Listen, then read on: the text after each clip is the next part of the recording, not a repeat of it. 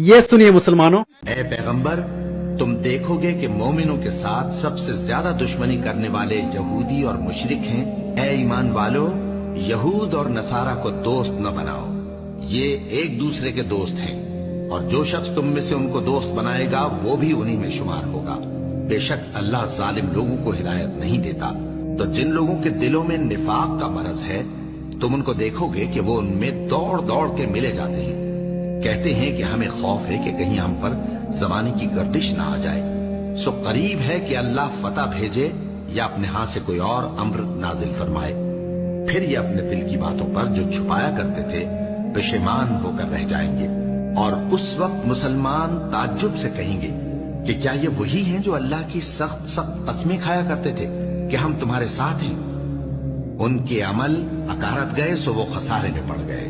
اے ایمان والو، اگر کوئی تم میں سے اپنے دین سے پھر جائے گا